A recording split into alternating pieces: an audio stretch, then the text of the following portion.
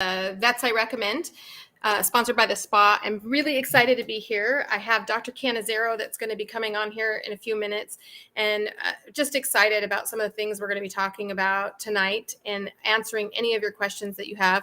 But while I have you alone in a little bit of time, I want to tell you about something that we just announced on our Facebook page, and I'm really, really, really excited about it. Long time coming, something I've been working on for actually quite a few years.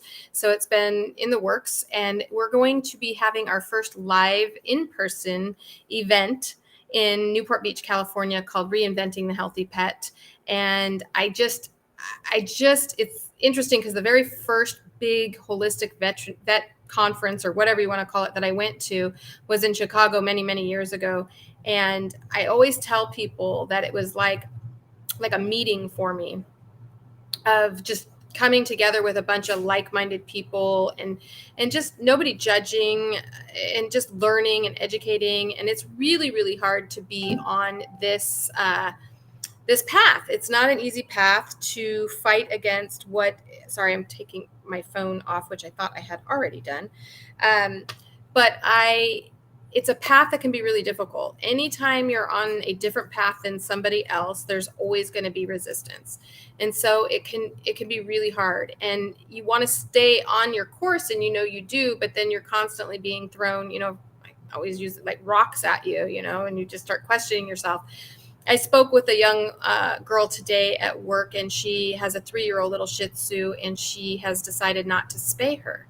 And she said she has taken so much flack for that. And she almost gave in, and she almost went against something that she really believed she didn't want to do.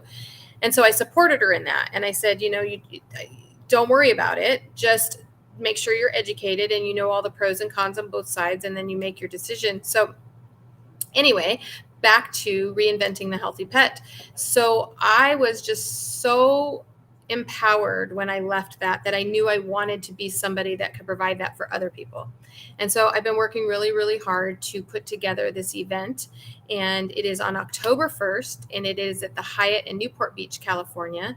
It's a one-day event filled with everything I can possibly think of to try to get, actually, it's not everything I can possibly think of, because that would probably take us about 6-year event, every day, because there's so much to learn about keeping our pets healthy. But I wanted you to know why I called it Reinventing the Healthy Pet. And the reason I did call it that, and I had a lot of veterinarians say, hey, good name, was because so many people think that a healthy pet means that they lived a long time. And I'm continually seeing that in my line of work. And every day when I'm at work, I hear, well, he's really old and he lived a really, really long time, or she's just been she's 21 years old. But it's really, Dr. Canizero, hi, how are you? Hello, I'm fine. I'm so sorry. My dogs were begging to be fine. fed. You're fine. I can talk for days. Like there's not going to be dead air if Carrie's in the room. Well, there won't be dead air if I'm in the room either. So you and I we're right on the same page together, aren't we? Yeah, it's awesome. So we'll talk about what I was talking about later. But I was thinking about what I wanted to talk with you about tonight. And Sure. I was thinking, last week I tried to do really quick introduction, and so we could get to a lot of questions. And then, I realized this is still something that I'm building and bringing in people for questions. So I wanted to make sure people knew how great you were and how much schooling you've done. So sweet. And, I just thought about it, and I was like, it's not fair. They want to ask questions to somebody that I know a lot about, and I've learned so much about you. But tell us a little bit, about your schooling, but more importantly, how do you shift from traditional veterinary school, which you have to go to, Correct. to like, there's no not going to the traditional. So how do you become this amazing holistic homeopathic veterinarian? Well, that's a great question. First of all, I want to back up a little bit. When I was in college, I was an anthropology and sociology major, and I loved the discipline. And my advisor was a RN who also had a bachelor's, brilliant woman who I give a ton of credit to. And so while I was halfway through college, I came to the realization, look, my parents aren't going to, support me forever in the rest of my life, right? And I went to speak with her and I said, I was so nervous because you don't want to go to your advisor and tell them, well, I love this field, but I really don't want to do anything with it in my life and career. But so I did just that. And she was pretty amazing because I always wanted to be a veterinarian. And when I was growing up, women didn't get into vet school. And if women did get into vet school, they had nothing but straight A's or A+ grade averages. And that just wasn't me. So I remember talking to her and she said, well, what is it that you'd really want to do? And I said, well, I always wanted to be a veterinarian, but I just don't think I have the grades for it. And I'm a woman. And she said, you could be the first woman president of the United States if you wanted to be. And that just shocked me because, when we're all younger, we all have these, most of us, I should say, maybe not everybody, you have these insecurities. And as women, we inherently believe that we can't be everything we want to be. And if we get enough confirmation out in the world, which unfortunately there's plenty of, then it becomes even harder because it fulfills that belief that I had as a young person that it just wasn't possible for a woman to be a veterinarian and if you didn't have an A+ average. So fast forwarding, I did decide to go to veterinary school and I said, caution to the wind, I'm just going to do it. And my grade point average still was around, B+, A- ish, somewhere around there, more like toward B+. And I thought, well, I never forgot what Catherine Seaman said to me. And it propelled me not just to get into veterinary school, but also afterwards when the challenges hit me within my first year of veterinary practice as a newbie. I just saw case after case that was just the same, same, same problems, different day, same medications, and they kept coming back with the same problems. And sometimes the clients would be angry with me and say, well, I gave the medication you told me to give. I did it exactly as you told me to do. And why does my pet have an ear infection again for the fourth time, fifth time, sixth time? And if you're open minded as a person and as a veterinarian, I think it's a fair question to ask what's wrong with this picture? And those of us that do ask that critical question, if we're honest with ourselves, we're going to look around and see, is there something that maybe I didn't learn in veterinary school that could assist me as a veterinarian to truly be helpful to animals? And then, two, I would see terrible side effects or diseases the drugs would impart on the pets. And that bothered me a lot. And I thought, well, this just doesn't seem quite right. So I initially went to veterinary acupuncture coursework and got my certification in veterinary acupuncture. Loved it, thought I'd come home, and this was it for me. And then a friend of mine who had turned me on to the acupuncture course told me about the homeopathic course that Dr. Richard Pitcairn teaches to veterinarians. And I thought, oh, please, Lori, don't even go there with me. I already blew a wad on this acupuncture. Please, I can't even think about doing another expensive course. But just I was drawn to the idea that, you know what, maybe I really should do this. So I did do it. And that was a real coming home because that modality really spoke to me even more. And as you can see, I've got Chinese herbs in the back of my head here too. So I still do traditional Chinese medicine and acupuncture. But the reason I bring up that initial story is that if you don't have people impactful in your life, like Catherine Seaman, then maybe you don't take the leap of faith that's so difficult. Because Yeah. being a homeopathic holistic veterinarian does not win you a popularity contest. My colleagues don't care for us because we're saying don't vaccinate too much or don't vaccinate at all. Don't give those drugs. Those drugs have bad side effects. Don't use the flea and tick poisons. Well, what do you think my colleagues are going to feel about that when you're taking a lot of the bread and butter away and explaining the truths of these things and the fear?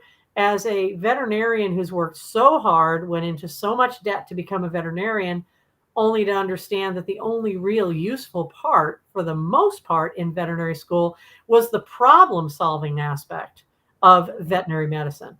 And so, problem solving, diagnostics, understanding the body and the mechanics and the physiology and the anatomy, et cetera, is all really important. But then as far as treatment, I already had questions in some of my classes in veterinary school because it didn't seem quite right when we were talking about, well, a pet has constipation, and by some magic, they also have asthma. And so I was the student sitting there, go, well, why? And they were like, oh, that's just how it is sometimes. I mean, but I thought to myself, why wouldn't you ask that question? I mean, you're a professional, you're a specialist, et cetera. So and then what did I learn in acupuncture school? That the large intestine and the lung have an intimate relationship. They're paired meridians. So if you have an imbalance in one, you're going to have an imbalance in the other. And so I thought, well, why wouldn't they want to know this? Yeah. And, then the next interesting thing is I worked with a very good friend of mine who has started a lot of French Bulldog rescues. And she's retired from doing that these days, but she still has French Bulldogs and big pug enthusiast because she started with pugs and has had pugs all along as well. And she's an attorney. She's a defense attorney in Massachusetts. And she and I were talking at one time because I was treating some of her dogs very successfully by phone. And she said to me, I don't understand it. I talked to my veterinarians up here in Massachusetts, and she said, I'm an attorney, and if I'm working against an opposing attorney and they win their case and they do a really good job, we as attorneys go over, we find out, well, I want to know more about what you do because I want to learn that. I want to incorporate that for all of my cases. And she said, why don't you veterinarians do that? And I said, well, that's a really good question. And I said, I think because they're afraid of it. They are. And so it's a shame because we have an opportunity to be able to spread information. And while not every veterinarian may want to specialize, it's a lot of work and expense to get the additional training. But if you don't ask those questions, why is this happening, and continue to blame the client, like, well, they skipped a few days of the ear medication. Big deal. So what? So what? Or, well, they forgot 2 doses of the antibiotic. That's why the pet didn't get better. That's ridiculous. And so blaming the client to me, didn't feel like the right solution, because I'd have clients say to me, well, you know what? I did forget 2 doses of the ear medication. Do you think that could be it? Because they're so trained, right? And I said, no, I don't think so. And so at least I could be honest with clients, even when I didn't have the answers. Yeah. So I pursued holistic alternative medicine because I was critically thinking, even as a young veterinarian out of school. And I kept asking questions that just didn't seem to have an answer at all, or a sufficient answer. And I thought there must be something different in a better way. And prior to going to veterinary school, I actually worked in research. I don't know if too many people know about that. I do. And actually it's interesting because I'm gonna go back a couple of steps, and because I just want to touch on a couple of things. But I was hoping that today we would really dive into some research questions that I have for you. So if you're game. Okay. Well, I'll do my best. It's been an awful lot of years being out of research. Before we do that, though, I want to just say that I think the world is missing out on some really amazing veterinarians still to this day because they are B students. And, we are still so focused on that. And when I think about, because I will tell you, there's several reasons why I didn't go to vet school. One was because I was a B student. Mm-hmm. So, and I just never thought there would be any way I would get accepted into vet school. And the cost to do that, I also didn't have. So to put that kind of money towards something that was such a long shot, and I will tell you, I would have been an amazing veterinarian. I know because I instinctually am I just have instincts towards animals. People ask me all the time, how do you know that? And I'm like, I don't know how to explain how I know that. Yeah. So it's sad to me. And I love that you had someone in your life that was able to, but then I actually found something else I was passionate about, which happened to be public speaking. And so I became very, very involved in doing a lot of competitions. But I love that you had shared that story in case there's any young people listening to this who are so passionate about their animals. Because we have to follow our passions and then also embrace the angels that come into our lives. Because Catherine Seaman could have easily said, well, anthropology and sociology is really it. And having that dual major, I probably could have done just fine, but it wasn't my passion. I loved the material. I loved all of the work. I loved, everything about it, but I didn't want to create my life's work around that. And if you don't have an angel like that, listen to them and believe them. Go after your passions, because I didn't get into vet school the first time I applied. I got an interview, which is pretty phenomenal anyway. And the second go round was really helpful because I had research in my belt, and I also had, because I was working with an amazing MD investigator, and we were doing renovascular hypertension research. And I was instrumental in a couple of things, and I can go into detail if you're interested. But there were a couple of things I did, and so he, allowed me to co-author some of the papers, and of course that caught the eyes and of the vet school and such. And of course, no offense, I'm the lousiest liar on the planet, but when you're extremely desperate, sometimes you'll do the best you can. And Yeah. while I loved what I was doing, I knew that that could be a gateway to getting into veterinary school, because back then at that time, they were really interested in students that were interested in pursuing research after veterinary school. I knew that that's not what I wanted to do. I knew I love interacting with the public. And by the way, I love public speaking, love doing it. And I've been doing it for a long time, usually for free, again, to help educate and spread the word for people so they know they have other options. Yeah. And so I knew that could be a gateway. And so I milked it for all it was worth in my interviews for the second time when I got an interview.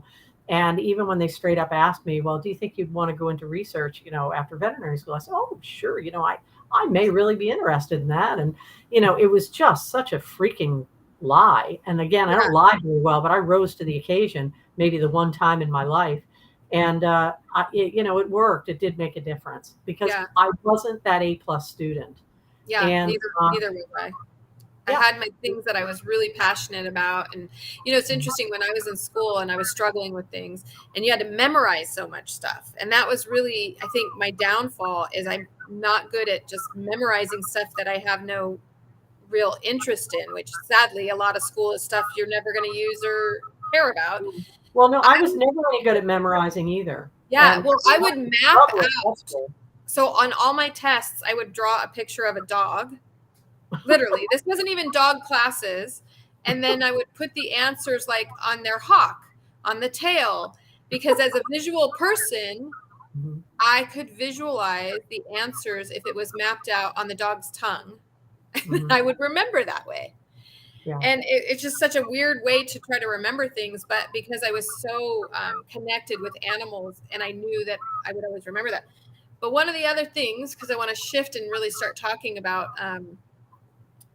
one of the things you also pointed out is why isn't there that natural curiosity to know why? As a vet tech, I was told constantly that dogs with floppy ears just get ear infections. Oh my.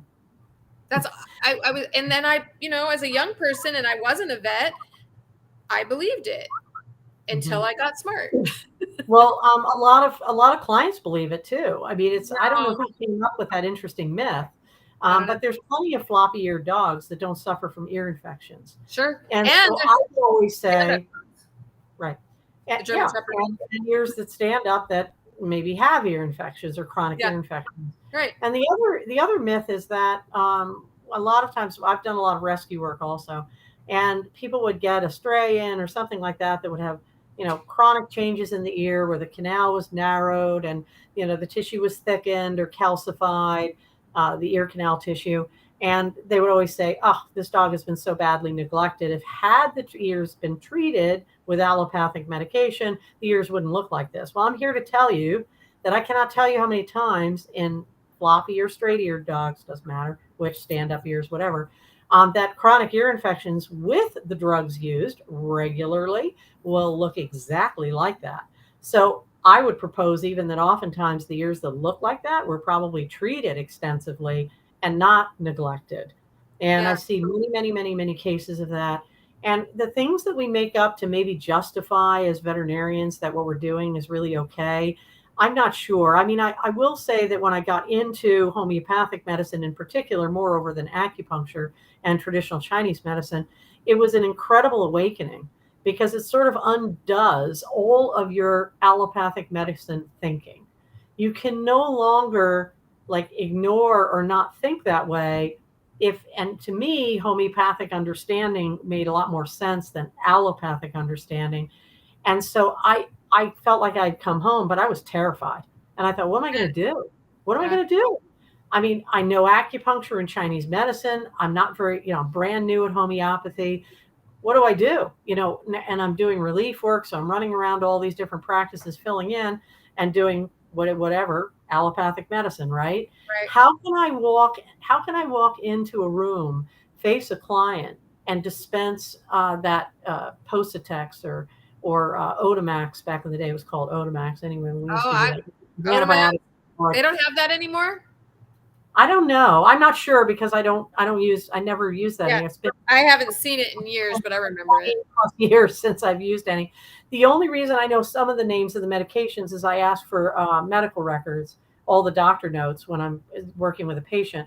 And so I see these drugs, and sometimes honestly, I have to look them up because I don't even know what the heck they are. They Yeah, have so many new ones and things they've taken from human medicine that they're experimenting with on your pet and things like that. That I can hardly keep up.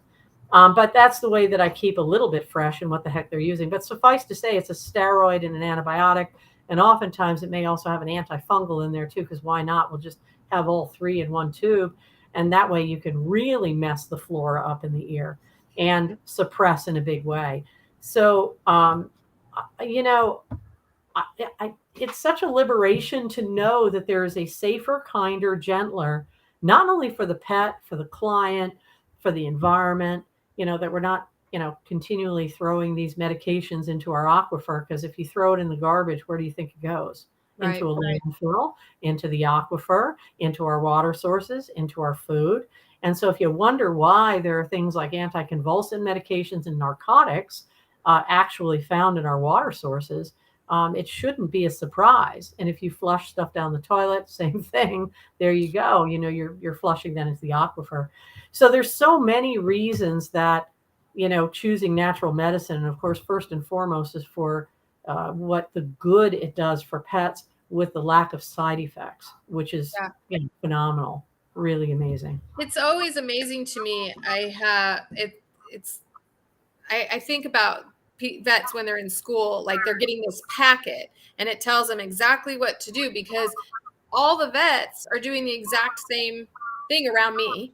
And so these puppies go in and then they come out with their ear cleaners if they have flop, literally being told to clean their ears twice a week. Oh my. Well, Uh, lucky it's only twice a week because sometimes it's like, every day or, I mean, they're and putting like a liquid, they're squeezing this liquid down in their ears and then rubbing it and cleaning them and people are shocked when I tell them I have never once promise on the whatever you want me to swear on cleaned my Havanese dog ears. I do not clean his ears. He's never had an ear infection. He's about 11 years old and Mhm. he's amazing, but people just can't get out of that mindset and that like you said, it's justification. Oh, it must just be because his ears are floppy. Yeah, No. or hair in the ears or Yeah. something. And Yeah. the we need to appreciate, and this is not appreciated in human medicine either, that one size fits all medicine and the cookbook approach just is really Horrible. hazardous. I mean, That's a it good word for doesn't it. do Hazardous. service. Every individual is an individual. I mean, Yeah. some animals may have weakened areas and with the skin, the mouth, the ears, the eyes, digestively, respiratory wise. So why are we going to do a one size fits all? And why aren't we critically thinking as doctors, both human and veterinary, where we don't look at our patient and try to understand what's truly going on, even if you're not sure how to treat it? I'm not They don't sure have, that every person could be. they haven't made the time. They think they have no time and they got to take all these animals. So it's quicker to do it this way. Right. Well, So it's easier. I mean, I yeah, make a joke now as a homeopathic veterinarian because homeopathy, by its pure definition, is individualized treatment. So sure. it every dog, cat, whatever that comes to me with an ear infection or whatever doesn't get the same homeopathic medicine. Right. And they're worked up individually because they're individuals that have different modalities and different, uh, you know, like the ears are worse at night sometimes they're worse in the morning, sometimes they're worse certain times of year. So we're going to take all that into consideration. And I used to make a joke in traditional medicine that anybody could be a vet. With traditional medicine, you just look up a book, oh, let's just use this antibiotic and this steroid. And the other joke that I would make is that if you take antibiotics and steroids away from a veterinarian, they have no idea what to treat with. It's And true. that is sadly really true. And It it's is true. almost honestly true in human medicine as well. It is And true. it is, I think it's a bit of a crime, honestly, that we don't use critical thinking as doctors, because we're not creating a service to the animals before us, nor to the clients or person, if you're a medical doctor or whatever. We're not creating a service for that individual, because Agreed. it's almost like you're just a robot coming in, complaining about something, and here are your pills, and go home, and your shampoo and your ear cleaner and all that junk. And you go home, and things maybe seem like they get better because we've Yeah. manipulated the underlying imbalance, but it always comes back, or it doesn't get better, or it gets worse.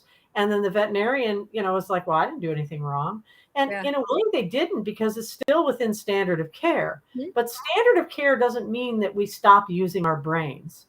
And even when I'm examining animals, I use my nose, my eyes, my ears. I listen for the breathing. Is there a difference, especially if it's going to be a respiratory problem? And I can sometimes even discern enough, because I don't do x-rays anymore. I refer out for that if necessary. But there are certain things, why can't you palpate a small dog or a cat? And sometimes we can feel bladder stones. So Yeah. do you really need an x-ray?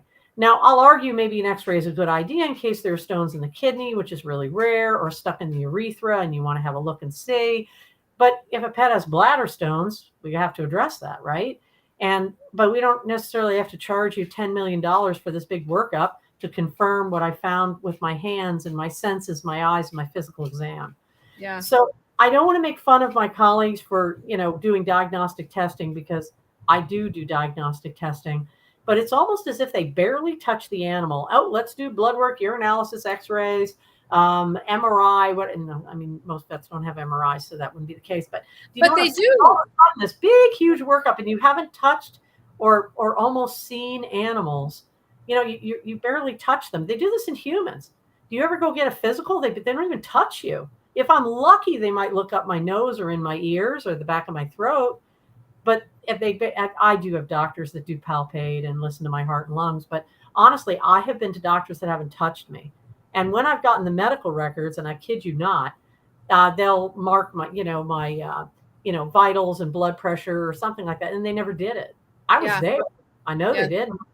I Yep. don't. Some vets probably do things like that too. But the thing that I want to get across the most here is that we can't get away from using our senses, our common sense, our critical thinking to try to sort through things. And why that matters to me is, when I don't have clients, I have clients all over the spectrum. Some who are extremely wealthy, and some of them that have not even two nickels to rub together. And it means so much to them to come to a homeopathic veterinarian that they will figure out a way to get to me anyway, Well, because I'm not a low cost they, service. they So become complacent, don't you what think? if I could reason through a problem, and I didn't have to send them to a specialist for a bunch of extremely expensive tests? Right. And with homeopathy, I don't need to have all of those tests to treat effectively. Sometimes prognostically, it's a good idea to do it, because if a pet seems really ill, I don't really want to guess at it, because we could spend a lot of money in trying to treat to ultimately find out the pet might have cancer,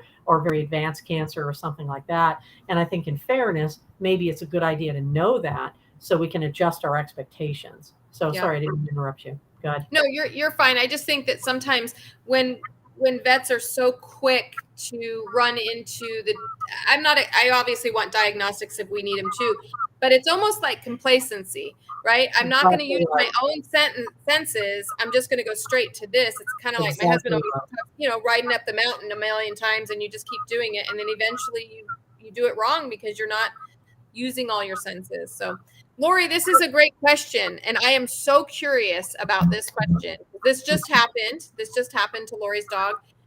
She says her friend, she had immediate onset of drooling from the left side of her mouth. I wasn't able to find anything in her mouth. And when I took her to the vet, they would not see her because she was anxious and a bit hyperventilating from there in the office. Um, sorry.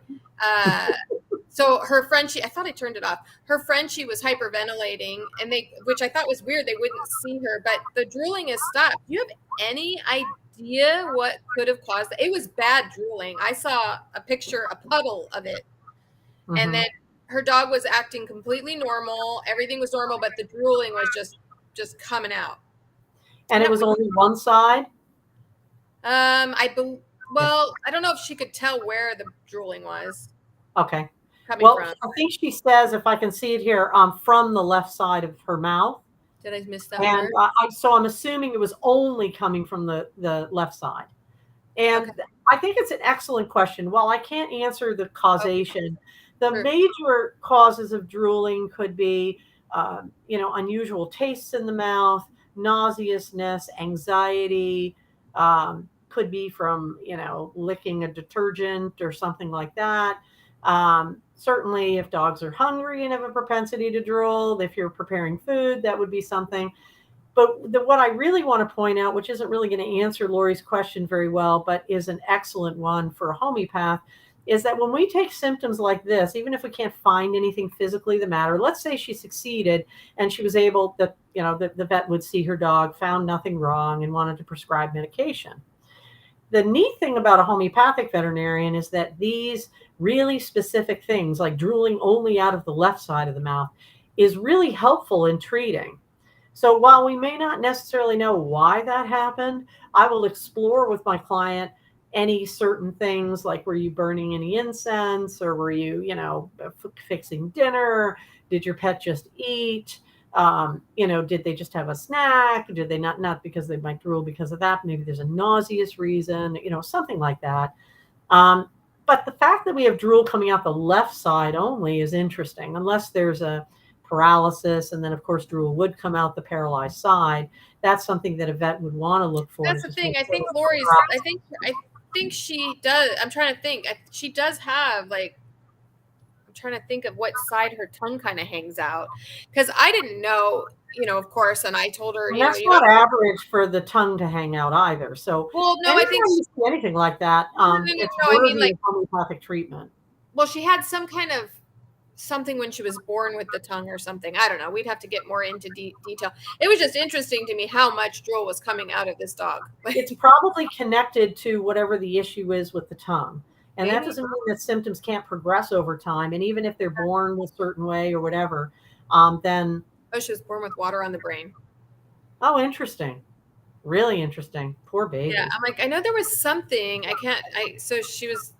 I mean, if I have a case like that, I mean, I'm going to be looking at the congenital issues, all the past history, see if Yeah, there seems to be any connection with, that, because it could be a neurologic issue with her dog. Because if they do get a paralysis, which sometimes isn't really easy to see, yeah. because it takes a little while for there to be asymmetry to the face once they get a paralysis episode. Interesting. And with the history of hydrocephaly, that would be something that would cause a little concern. I don't know if she's had a history of seizures, because that could be a consequence of hydrocephaly also. But I'm betting that it's connected, in some way, shape, or form, because usually it is. And there's some kind of story that unfolds, an incident that occurs, whether it's an accident or injury or born a certain way. And then you have an unfolding of symptoms that can occur, especially if they haven't had homeopathic treatment from the get go. The Right. disease will progress and you'll get a bigger collection of symptoms. Hmm. And most veterinarians are not going to see a connection between those things whatsoever, because in human medicine and veterinary medicine, allopathic medicine, that is, they compartmentalize. And it's so bad in human medicine that if you have a heart condition, your general practitioner will barely talk to you about the heart condition. Oh, you have to go to the cardiologist. It's as if they never even learned it in medical school. Veterinarians are getting a little bit like that, and it's only going to get worse, because if we keep rushing to diagnostics, and please don't get me wrong, I'm not against diagnostic testing. But what I'm talking about is the complacency that you're mentioning, Carrie, where the veterinarian barely puts a hand on the pet, and it just goes, from 0 to 60 with, we're going to test for everything. Yeah. It's a look everywhere. And honestly, diseases are getting more complicated, and they're not fitting in the neat little boxes. And this is probably true of Lori's Frenchie. They don't fit in a perfect little box. In other words, if we have a condition of hypothyroidism or underactive thyroid, there's a collection of symptoms we kind of understand for that. And then, so all of us understand what hypothyroidism means. Well, what if an animal has really bizarre symptoms that doesn't fit anything? This is where homeopathy shines, because we can ferret out and understand that case in a way that allopathic medicine never will, because we're not looking at the diagnostic box. The Yeah. diagnostic box is a symptom of the underlying imbalance of chronic disease. It is not the disease itself. So if you have a cat with hyperthyroidism, for example, that isn't the disease, or cancer, that isn't the disease. It's actually a symptom of the underlying imbalance. And yet we, as allopathic veterinarians, will treat it as kind of the disease that needs to be eradicated or cured or whatever, Right. instead of ever addressing the underlying imbalance of chronic disease. So Lori's dog has probably never been addressed at the underlying level. And while we may not be able to cure in homeopathy every single congenital issue, we could improve the plane of health and the stability of the patient for a long period of time. Otherwise, they have to flail around in the universe and kind of just make it, with or without allopathic medicine. And then when allopathic medicine comes on board, then we layer more diseases upon the patient, and it gets more complicated. The vital force and the vital force's ability to heal and get cured becomes more and more tenuous, more and more difficult. Hmm. And appreciating that, you can imagine my panic when I first got into homeopathy. And I thought, oh my God, all these things I did in the past, right? And I thought, look how much harm I created. Yeah, And I knew it didn't feel quite right. I didn't know what else to do. This is all I was taught in veterinary school. So I credit veterinary school for making me a good, kind of detective.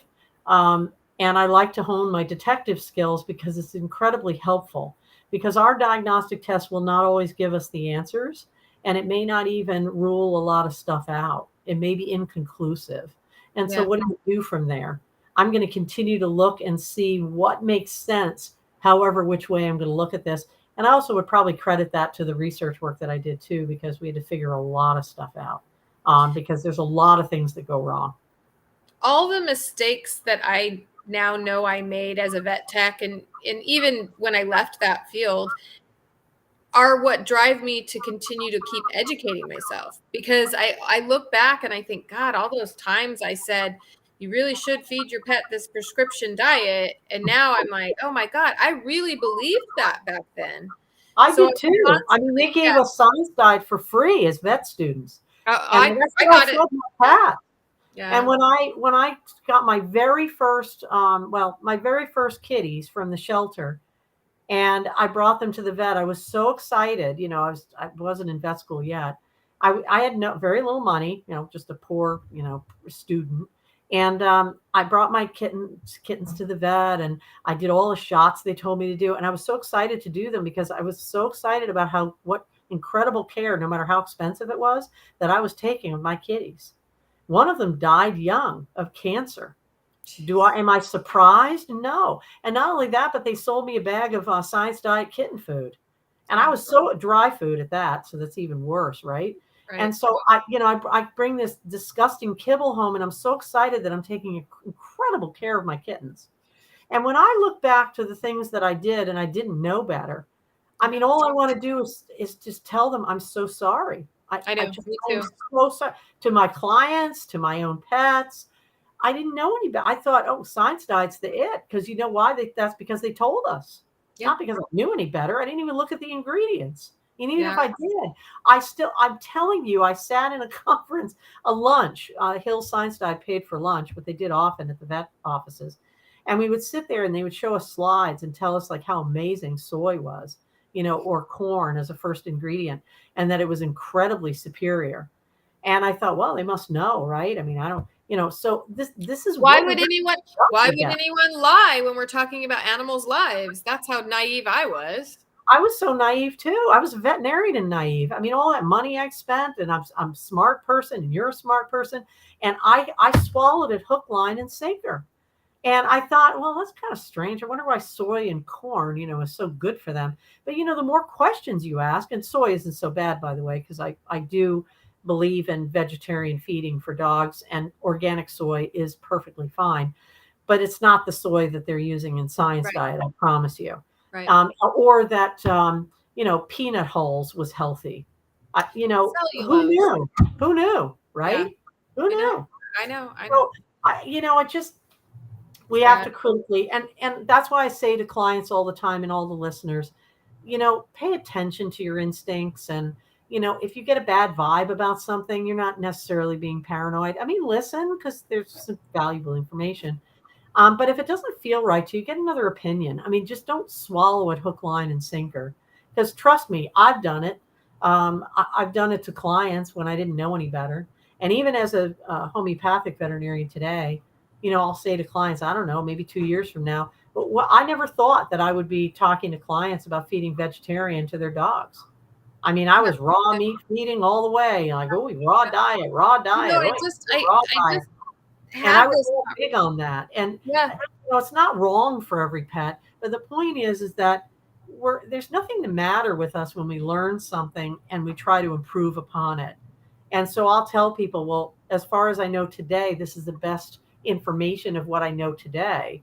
And Yeah. then what I want to do is see, do the animals thrive? And when they thrive on vegetarian eating, I'm impressed.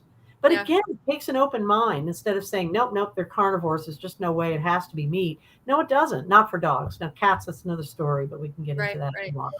Yeah. I'm doing a lot of research on vegetarian diets. I can tell you at this point in time right now, I am against any commercial vegan diets that I've seen. I do not like. They Mhm. just aren't quite where, like, if I wanted to put together a vegan diet or a vegetarian diet for a Well, dog, we need to do that. Well, actually, we do need to do it. We should collaborate and do that. yeah, There, because the there's a commercial woeful diets are not good. short list of vegetarian or vegan diets available, and They're just filled that's with really short. potato and rice and like tons of it. Like that's all it is potato and rice. I would really like to, Well, that's cheap. And, yeah, of rice course. is not bad. Brown rice is not unhealthy. And Yeah, but brown rice, that's not what they're using. It's the oh, I'm same sure as, it's not. yeah, Yeah. that's not what they're using. They're using the cheapest potatoes, the cheapest rice, the cheapest junk. And then charging a lot of money for it And then also. hello, hi Lily, how are you? Welcome. Hi, Lynn. Um, so listen, I want to, since we brought up some of the dog food companies, right? And Mm. we talked about how you did a lot of research when you were, starting out. How easy is it? I'm going to shift us over to the studies and the research and all of this stuff that people want so badly to know about. And veterinarians, both sides, right, heavily weigh on that. Veterinarians will say, well, I support this dog food company because they have all the studies and they have all the research. How easy is it to skew studies in dog food? Well, I don't have firsthand experience with research studies when it comes to pet food. But I can say from my experience in research that there's a number of things that I think is incredibly important. And I don't want to blow everybody's bubbles up, but double blind studies are not, the end all be all. And so I take issue with the vaccine studies and things like that, including the COVID vaccine, Can you because these explain things what a are double blind study is? double blind studies are the standard research studies that are done where there's placebo given, meaning there's no medication or no drug whatsoever given to an individual, but you don't tell the individual that you're not. They think they're getting the drug, and then you have a sample that doesn't, that does get the drug, and so neither group know who's got drug, who doesn't have drug, for example. And then you measure the results. Now, the issues with the studies is that for me, when we were doing renovascular hypertension research, I was doing microsurgery on rats. And so I was putting little tubes in the blood vessels in the bladder, and then I was using a blood pressure medication and then doing serial measurements on blood pressure. These rats were under anesthesia and they're living beings. Just like anybody in a study, whether it's an animal or a person, these are living beings. Not a lot of ethical problems later on with the stuff that I did too. And certainly we could go into that if you ever want to. But I had some plaques made because it was something that was very disturbing later on. But when you don't know what then you don't know it. So and I'm blessed for having that kind of experience because I think it was a really valuable experience to do that kind of microsurgery, but not so nice for the rats. But my point is that there's many ways to evaluate data. And also, there are many ways to dismiss effects of something where, like, for instance, some of the rats would die after I administer the medication. But was that a consequence of anesthesia or was it the drug? It was difficult to ascertain that. And so how do you interpret that data if you're not sure and there's no real way to measure that? And so you have a human being at the end of that making an assessment and a judgment about what the causation might be and how significant it is. And so when we're analyzing data, my the MD that I worked for at the time, what he would do is collect all the data that I would generate, and then he would go through and he'd analyze the data. And I was blessed because I was able to be around for some of the analyzing, because most of the time they just do it on their own. But he was into really collectively bringing us in on this. And it's going to relate to pet food too, because I don't care what kind of studies you do, scientific research and studies are all based similarly. So I recall there was a drug that we were using and it was ostensibly not working. And either the rats were dying or it didn't effectively lower blood pressure. And suffice to say that, guess who was paying my salary? It wasn't the MD, it was the drug company that, gave us a grant to pay all of our salaries, including the MD, in order to test that drug. Now, that inherently, if you're all honest and on board, shouldn't be a problem, but it can be a problem. Because when you think about it, the investigator, the MD that I worked for, had high integrity. And I remember sitting down at a meeting and he said, I've analyzed this data, like 6 or 7 ways or 4 or 6 ways. I don't remember the number of ways, but it doesn't really matter.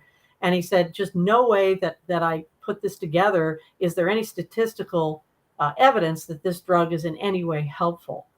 And he's like, now I have to take this information to the drug company.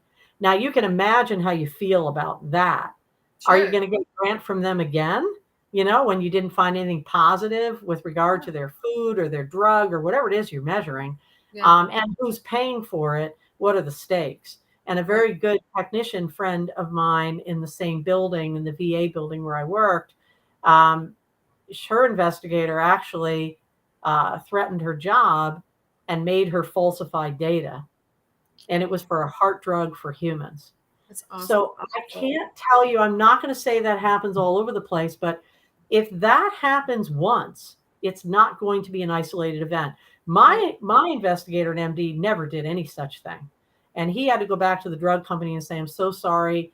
I would have liked this to have worked. It doesn't work. This drug is really no good. And so now that drug company spent a lot of money on this testing and salaries, et cetera. But I know who's going to win in the end is going to be the honest person. And it Agreed. was very troubling for my friend, the technician, to have to deal with this, because it was, what does she do? She's going to lose her job if she doesn't do what he tells her to do.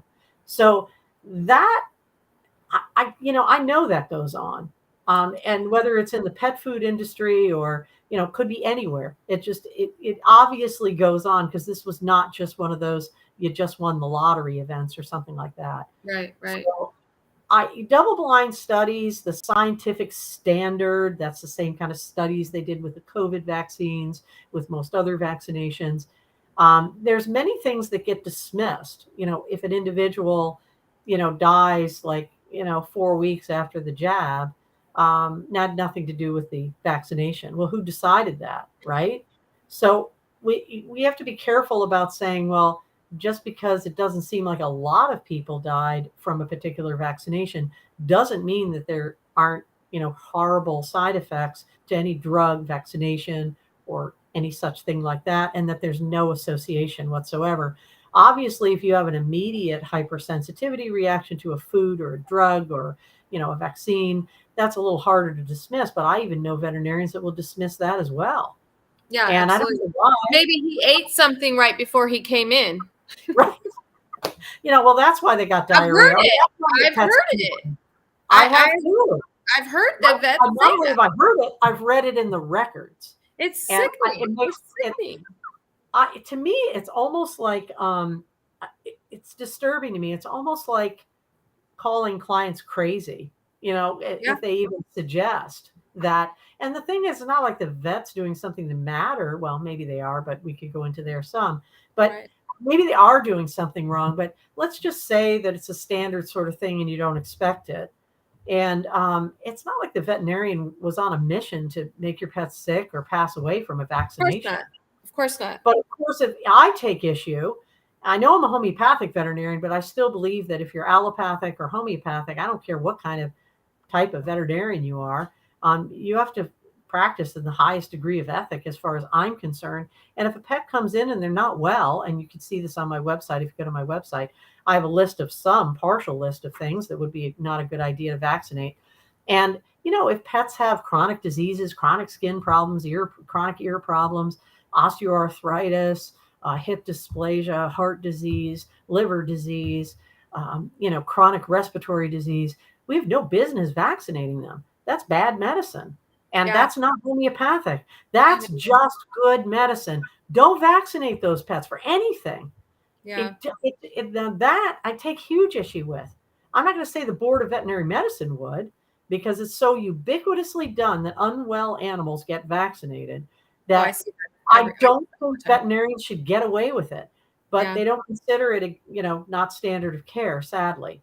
So again, I go back to saying that people, the listeners, just you have to be your pet's own advocate. If it doesn't make sense to you, or you're thinking, I don't think that's a good idea, you've got time to think about it. Don't rush into it. Get another opinion. Go somewhere else. Read up, research.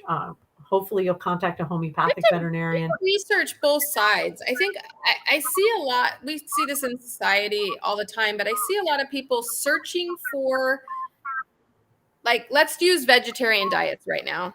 So you have all the people who are pro raw meat, raw feed dogs, and then you have the vegetarian people. The raw people are looking for something that says my pet is a carnivore and can't eat vegetarian. And the vegetarian people are looking for, but neither side wants to look. I'm always seeking out what does the opposition think and say. And I read through stuff as a debate major. I mean, I read through everything. Now I understand. I never told you that. That is, I have, yeah, debate major for full on argumentation. Debate was my thing. So, got it. So it's interesting to me.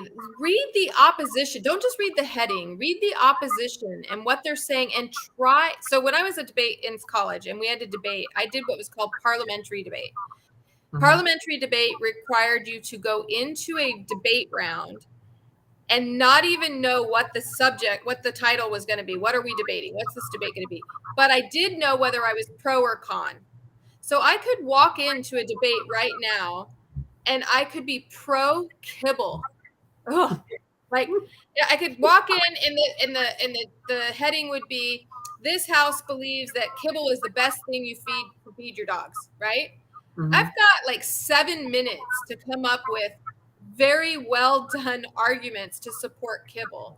But what it did is it trained me to try to understand the other side, because nobody, not your vet, not me, not Dr. Canizero, not pet owners, none of us are sitting around going, I want the worst thing ever for my pet. Right. None of us are like, okay, I think that sounds great, the raw diet, but I want the shitty stuff. Like, none of us are doing that. Turn a light on behind me because it's getting dark. Sure. And I'm becoming like vampire-ish, I think. Let me see if that helps. Okay. So we all agree that none of us are doing that. So what drives the other side? And when you can understand that, and sometimes the drive is unfortunately financial. And when we look at studies, it can be, but I think we're coming to a place, forgive me for bringing up politics even, where for some reason, there's such a desire to have divisiveness, and sticking your heels in. And again, this is sort of the same discussion we had earlier about veterinarians and making that leap and being open-minded. If we can be more fluid-minded, because, I'm not a Nazi about vaccinations. I'm not a Nazi about feeding. I have strong feelings about not feeding, garbage kibble in a bag, and feeding whole real food, whether it's meat or vegetables, hopefully, or some combination of both. Um, I think that we are losing touch with the ability to have the fluidity and the courage to be able to look at all sides of things. And that's Yes. why, too, when clients come to me and they're furious with their veterinarian, some of them, not all of them, but some of them would love for me to say how horrible that vet is. Oh, we And get it. like you said, I just don't think it's about veterinarians saying, I really want to mess your pet up as much as I possibly can. Exactly. And They're not. I want you to come to me forever with terrible problems. So I'm just going to layer them on. They don't know. They don't Right. know what they don't know. Right. But what bothers me tremendously, and I encounter this not a lot, but fairly often enough or too often, is veterinarians staring clients down, shaming them, saying that Bullies. homeopathy is terrible and Bullies. it doesn't work and it's dangerous. Yeah. You cannot possibly say that unless you're trained in the subject. That's like me critiquing, a plumber's work. I mean, I was aside from just the gonna say, if it I was doesn't just work, gonna say it a doesn't mechanic work. because I was Yeah. thinking, what's the one thing I know nothing about? And Right. that it I mean, when I'm you not a said plumber, plumber. I'm like, oh I'm not a mechanic. I mean, what do I know? I don't, so I'd go in and they says, well, that they just did a terrible job. How no, do yeah, I know? I don't know. If right. my car doesn't run, something's not right. It's Obviously, gonna be maybe the they mechanic's constructed fault. right. But I also don't really think the mechanic said, I wonder if I could dismantle and wreck as much of Robin's car as I possibly can Right. so that she breaks down and can't get where she wants to go. So we need to have a little better fluidity, a little better trust, more critical thinking, more advocacy for our pets so that we are not just accepting things hook, line, and sinker and be open. And I ask my clients to be open because some clients Yeah. are like, nope, I believe dogs should eat meat. And yet their dog's standing before me with a terrible digestive problem, intractable skin disease, all interconnected. They're not getting better. There's a barrier to progress in the case homeopathically. We can't smoke cigarettes and expect to be fine if we take, vitamins. I don't want to offend any of our listeners. We take vitamins or go to a homeopath or go do yoga. That's not going to overcome the cigarette smoking. It's just not. And Right. so if some of these diets are like cigarettes for these animals, I don't care how good a homeopath I am or another one of my colleagues is. We may not be able to bridge that gap or get over the hump to be able to help that pet get better unless we're willing to do something different, It's even outside of interesting because we talk about one of the things that I talk with a lot of people who are hardcore whole prey diet people. And when I speak with them, they're all about holistic veterinarians because they have a bigger toolbox, right? So we talk about that all the time. Holistic homeopathic veterinarians just have a bigger toolbox. Doesn't mean that they're absolutely against everything. But then I look at these nutritionists who are 100% hardcore raw whole prey diets and I'm like, well, let's talk about our bigger toolboxes here, guys, because a vegetarian diet, if it is going to work for an animal who's been suffering, why wouldn't you want to add that tool into your toolbox? I'm not saying all dogs should be on a vegetarian diet. I'm not saying that. Mhm, I'm saying I'm open to learning more about it. And I think other people should be as well. My own dogs, I have shifted them. mhm. They are now eating more vegetarian diet. They're Well, not, I'm or doing the same, and mine are eating more. They're still on some raw meat. There's a mine are reason too. for that, but I won't bore Mine you are with too. that. I want to transition them to more vegetarian feeding, Yeah. Yeah. and I guess I'm seeing a little bit of the questions. I want to answer Lily. I know that's your job, Carrie, but Oh no, I didn't see it. Itching um, is the the itching, the oh itching is could be due to yeah. rabies vaccination. And Lily, I would recommend Dr. Pitcairn's book, Natural Health for Dogs and Cats. Inside his new edition of the book has very balanced vegetarian recipes. Mm-hmm. So I don't want you to go out on your own and just sort of wing it with the diet because it's not going to be balanced. But if you follow his dietary recipes, that is well balanced. Try it. I tell my clients to try it for 4 to 6 weeks minimum. And if you're seeing a big difference, stick with it. If you think it didn't do a thing, then if you want to start incorporating other things, help yourself. So hopefully that'll answer your questions. And itching What do you think secondary about to Lily getting? vaccination is What about her treatable. getting a blood test though to help her kind of get a baseline if you're going to switch over? Blood test Just for what checking, purpose? just checking like where she is once she switches off of a meat diet to a vegetarian diet. I don't know, maybe checking her vitamin D levels and things. We don't customarily do that, but if the diet is well balanced, there should not be any missing nutrients. I mean, I eat primarily vegan, Mm-hmm. and I'm probably healthier than I was, or I feel like I'm healthier than I was even when I was younger. Yeah. I'm not suffering for anything. If anything, I'm overweight, but that's another conversation. And so, thanks to hormonal things, but we won't go there either. But nonetheless, that I don't think that there's really anything missing in a vegetarian diet. And if you could have a blood panel done. The typical blood panels that we do don't include vitamin D and vitamin B testing and things. There are some specialty labs that will do that. They're very expensive. I guess my feeling is, and call me a simplistic person, I think the proof is in the pudding. If your pet's skin and coat and teeth and nails and body odor or lack thereof or whatever, energy level, weight is all looking excellent, I would be really shocked if they were missing nutrients. If there was a key nutrient that was really missing, low in vitamin A, low in vitamin D, the B vitamins, that's probably going to be hard to be low in because there's really plenty of all of that in vegetable matter, including calcium, believe it or not. I don't even take a calcium supplement Yeah. myself, and I don't eat meat, period. That's interesting. So Lily's already got some blood work, so that's good. I just like to, And I anytime we're see making a Lily has change. been plant-based eating for herself. Yeah. So that will be nice because you can start early on by sharing some of your vegetables with your pet. Yeah. But I would recommend, and you already have the Pitcairn books because I saw that up here as Yeah. well. So I would go right ahead and start incorporating those diets just slowly. And then when you're 100% on it, that's when you start to count your 4 or 6 or 8 weeks, if that helps. Well, we are up on our hour that I keep you. Wow, that came quickly. It always comes quickly. I look and I'm like, oh my gosh, wow, okay. So many things that we can talk about and go into and talk. She says they love sweet potatoes. Uh, uh, And but that's rich in vitamin A. There's a lot of rich vitamins in, and try to feed organic if you possibly can. I know it's not perfect. And Dr. Dodds does have testing. There is some testing. I don't think it's really sophisticated, but there are some other labs that do that. Dr. Dodds has some good testing for allergies and sensitivities to foods. I don't know 100% how accurate those are. I see there's another question. I didn't know. Yeah, are you okay? You got some time? I'm fine. Okay, so Lisa, hi, welcome. Lisa says, 11-and-a-half-year-old Doodle has been on Grandma May's kibble and all his blood etc. are fine. He does have slight hip dysplasia and arthritis. This thing always moves on me.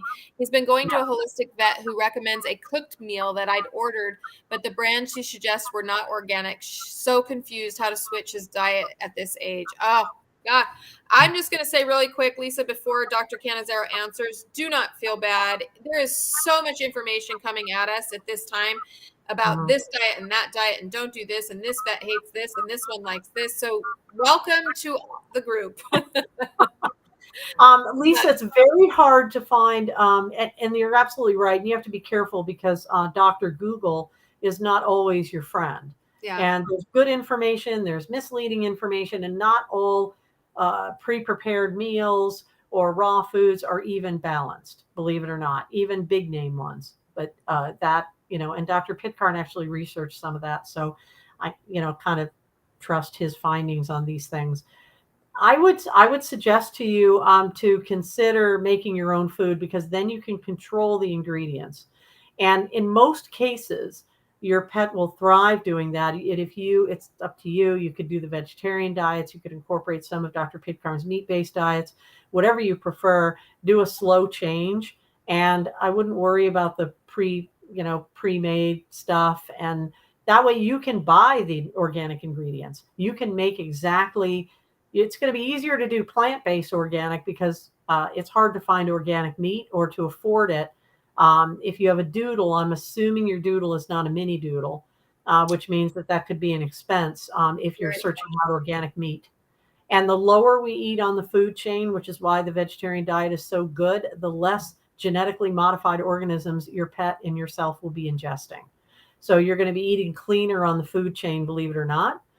Whereas the GMOs and glyphosate is concentrated as you eat up the food chain.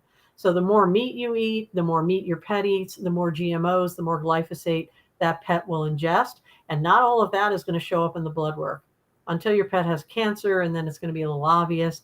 But cancer could be caused from many things, including glyphosate.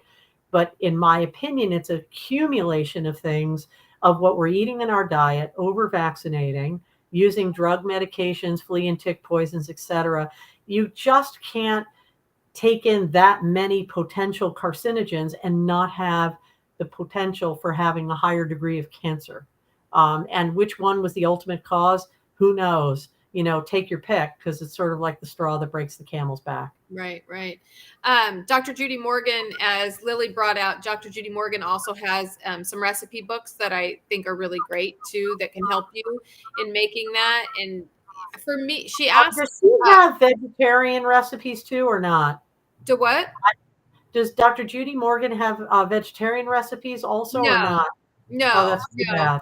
Okay. No, not. I mean, no, I don't think I saw any in there. But at least it helps. And even like for me, when I do my dog's own food, like I use a lot of like. There's a couple companies out there, and you can do them yourself too, where you can make your own. There's a company called Green Juju that I really, really, really like. Now it's not technically considered vegetarian because they use like pork broth or beef broth or different kinds of broths that they mix their veggies in, but it is all veggies, and it'll be really good veggies like spinaches and And if you want to use broths, you can use an organic vegetable broth. There yeah, are certain cases and situations where some of my clients may be feeding the vegetarian diets, but I may want to use like bone broth for a period of time, which is obviously not vegan or vegetarian, because I may want the minerals in support of some joint issues that the pet may have. So again, understand that this is more fluid conversation, and being able to target and treat these pets individually. And you'll find, if you go to my website, I don't recommend diets on my website. It's not because I'm not trying to be, partial or impartial to anybody. The key fact is I think it's incredibly important to fashion a diet that matches the individual patient. It needs to be individualized. And so I don't want to put a diet up there that's completely inappropriate for a particular pet. And then they go, oh, well, Dr. Canizer's website said this diet is the one to use. And then they go and use it, and their pet gets sick, and then they're in the hospital, etc. So anyway, I don't want you to feel like, this is Nazism over meat, but I want you to keep an open mind that vegetarian eating for dogs in particular can remove an awful lot of ills, as far as lots of inflammations, gastrointestinal issues, joint pains, terrible skin issues, intractable skin issues. Those are just some, and even probably cancers would respond really favorably in many respects. There are many, many, many, many, and any animal that's even healthy could even thrive on that. I have a lot of clients that are really thrilled about it, to be honest with you. And the other interesting thing is it's probably cheaper, which is really nice. I don't know if Dr. Peter Tobias has, I don't know that he does anything vegetarian. yeah, I don't think so either. Really quick, I'm going to ask just one more from Lisa, because she just wants to know, and I think this is a good thing because we kept you. But Lisa wants to know, like, how do you know how much is enough?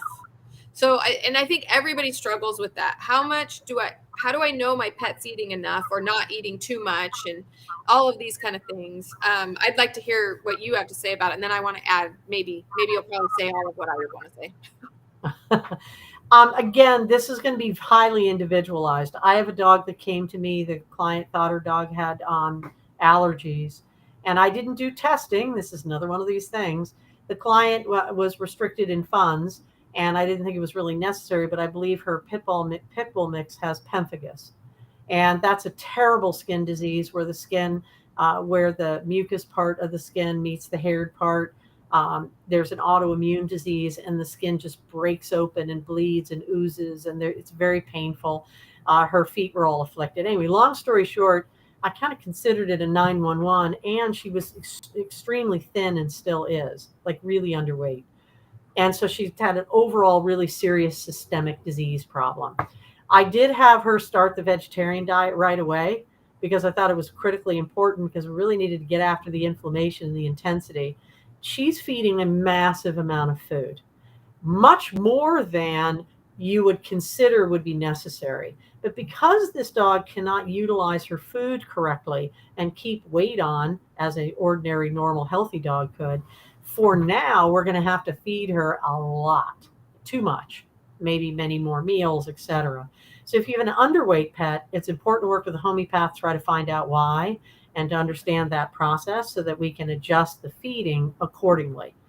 On average, to above average activity, the general idea, to my understanding, is approximately 3 to 5% of ideal body weight. And so if you go by that formula as a base, just understand what I always tell my clients to do is to start in that range. And if the pet is getting too thin, then we have to be on the upper scale. So if we have to go above 5% ideal body weight, that's fine. A lot of people don't understand we can do 3 to 5% body weight and their pet is obese. So that's not ideal body weight. So you have to be careful. Then we might be feeding too much. And just because your pet is hungry all the time, that could be a chronic disease symptom. It doesn't mean you're not feeding enough. So be aware of that as well. So you need to seek homeopathic attention for that. So on average, 3 to 5%, but it must be individualized. And then it's important to keep an eye on their weight to make sure, oh, well, they're actually getting a bit chubby on this. Well, maybe I have to drop closer down to 3% and not go to 4 or 5%. Or, oh, my pet's getting really too skinny. I'm going to bump up to 5%. And then if 5%, nope, they're still too skinny, we'll bump it up some more. So there's not a hard and fast rule. So we have to be careful. And even on the dry kibble bags, they're going to give you a range of feeding, right? They're not going to, Yeah. they're going to say, a cup for, this range, and you're supposed to adjust, just depending upon what the pet is doing. Although I don't know, not too many dogs thrive on, kind of garbage pretzels anyway. No. The one thing I always hated, some vets would do this, is that if your pet was too, overweight, then they would say, well, just keep reducing his kibble. I had a client one time that she could not get the weight off of this dog. And they had this dog eating like a quarter of a cup of kibble. And it was a boxer, it was a giant boxer. And so Starving in the midst of plenty. yeah, and I said, here's the problem: is kibble has you're just getting rid of all of the vitamins and nutrients as well because they have to do all of it.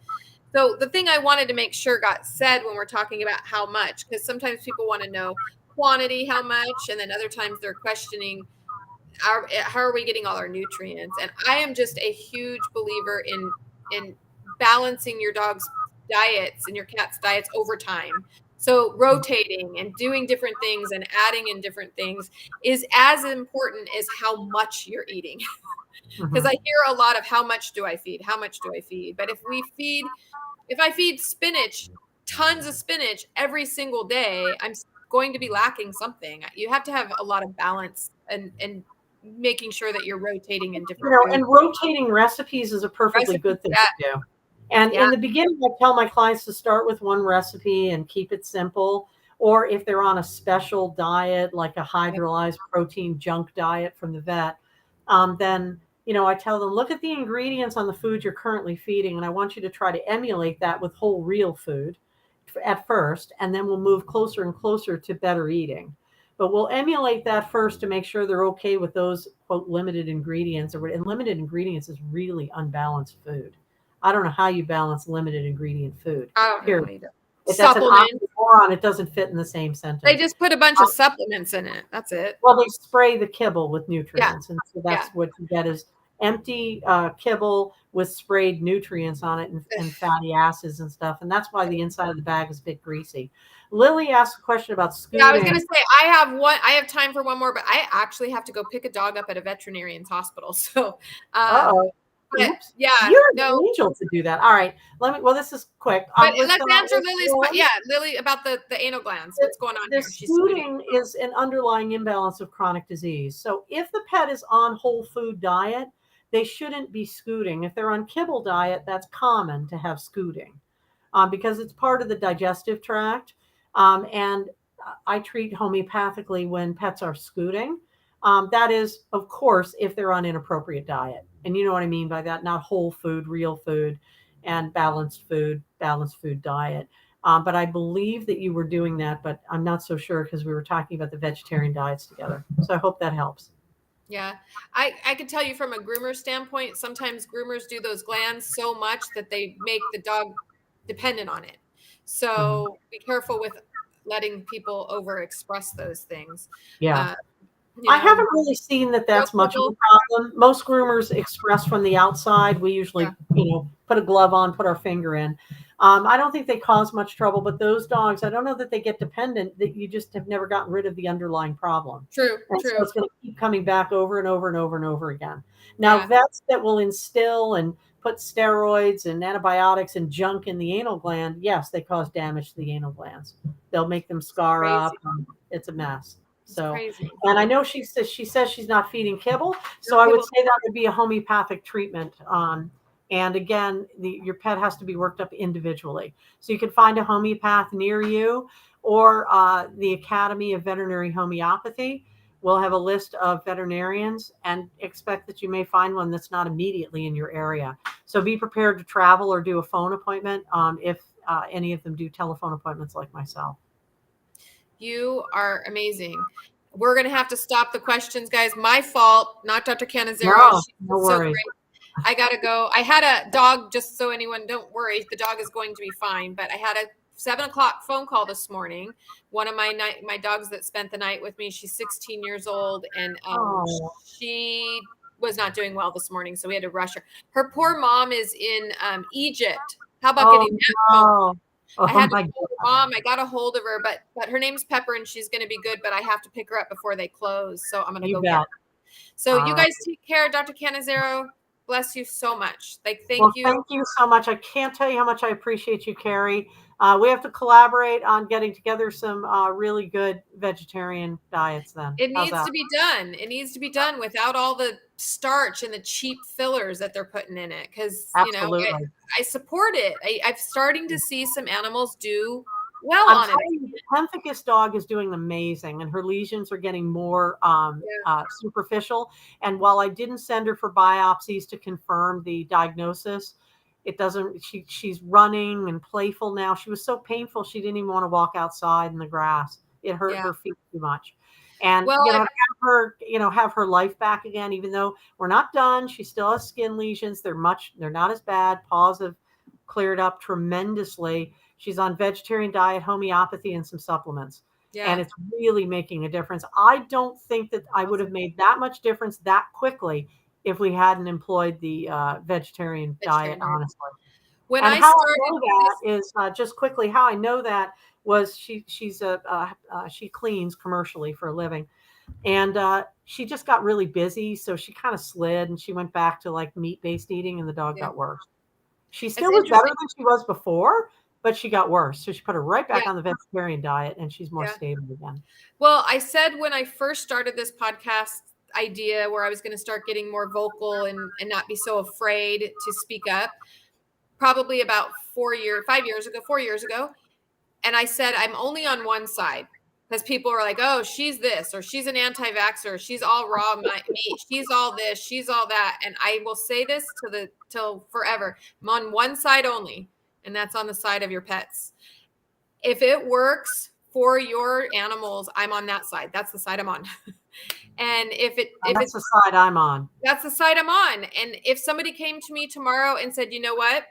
I fed my dog a tin can and it cured his cancer, I would be like, we need to look into this tin can diet.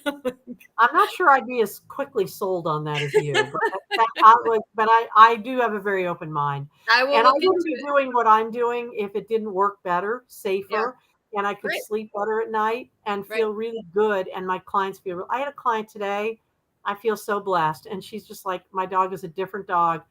He's not aggressive to the groomer anymore. He gives kisses and he loves them. And he Feels still has some better. grumbly moments because I It feels palpated his better. abdomen today and he growled at me, but it's okay. But we drew blood and whatever because I had to Yeah. do a Yeah. thyroid test. You know, she Feels just said, better. she said, my dog is a completely different dog. And it's not just about me, it's the medicine. Yeah. It's the medicine. I'm the vehicle that provides that medicine.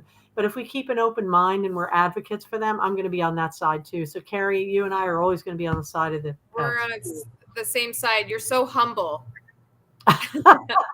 Oh, you are so sweet. I just adore you. I Uh, absolutely adore you. Feeling So, is mutual. Lori, well, thank you. we get Thank you together. so much for making sure Lori, that this thank you. always gets on there. We couldn't do this without you because both Dr. Canizero and I can't do technology to save our life. Oh, no, no, So, not at all. No, so thank you, I can Lori. fix animals, but forget it about technology. It's above my Right? pay grade.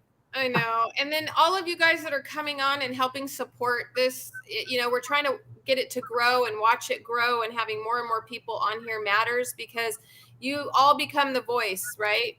Dr. Canizero teaches me, I help teach you, you guys help teach, and we're all just one big giant pack trying to help. Knowledge is power. It is. So remember that knowledge is power, and share, share, share. Share, share, share. All right, everybody, I got to go get this dog. All right, Pepper. Bye. I hope Pepper's doing well. So you Thank get you. her Yes. a good kiss I'm from going to us. find out more. Take care, everybody.